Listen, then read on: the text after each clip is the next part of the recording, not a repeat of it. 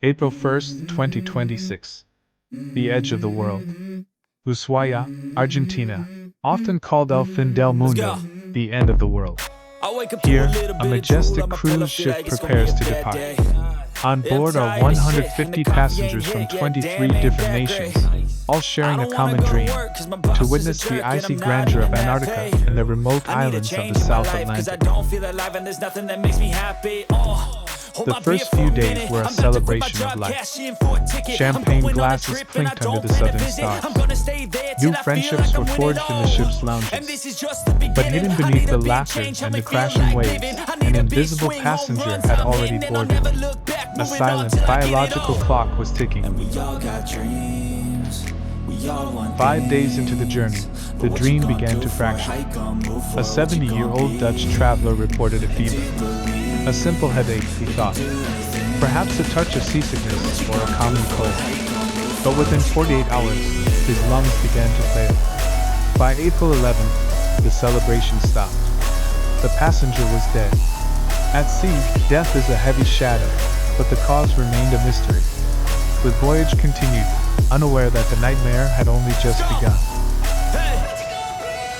The news hit like a tidal wave. Hantavirus. A name that carries a 50% mortality rate. It is a virus with no vaccine, no specific cure, and a terrifying ability to turn a human's own lungs against them. Suddenly, the luxury ship was a floating prison. No nation wanted them to die. The world watched the headlines as health officials raced against time. To understand the crisis on the ship, we must look back. Hantavirus is not a new enemy. It was first identified during the Korean War in the 1950s, when 3,000 soldiers fell ill with a mysterious hemorrhagic fever. For 30 years, it remained a mystery until Dr. Ho Wan Lee isolated the virus from a rodent near the Handan River. There are two faces to this virus. In Europe and Asia, it manifests as HFRS, hemorrhagic fever with renal syndrome, attacking the kidneys. But in the Americas, it takes a deadlier form, HPS, or hantavirus pulmonary syndrome. It fills the lungs with fluid. It suffocates the victim from the within. And because there is no FDA-approved treatment, doctors can only provide supportive care while the patient's immune system fights for its life. Historically, we believe this was a virus passed only from rodents to humans. But 1996 changed everything. In Argentina, the Andes strain proved it could jump from human to human through close contact.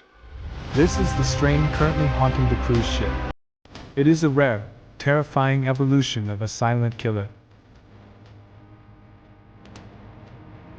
Why now? The answer lies in the environment.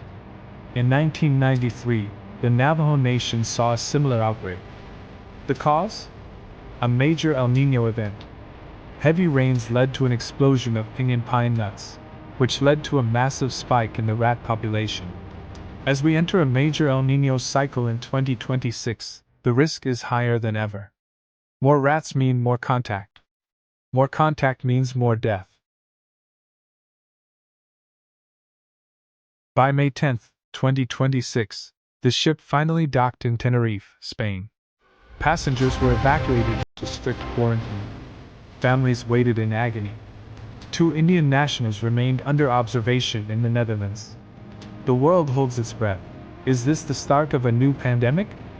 Experts say the risk is low because the transmission window is short, only about 1 day. But for the 50% who do not survive, the statistics offer no comfort. The hantavirus is a wake-up call. It reminds us that our safety is fragile and linked to the world around us. Prevention is our only shield. Seal your homes. Wear N95 masks in high-risk areas. Practice impeccable hygiene.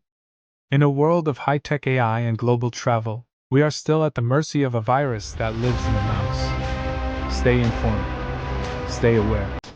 And most importantly, stay safe. Thank you for watching. For more on the diagnosis was hantavirus. Or the science of El Niño, click the links on your screen.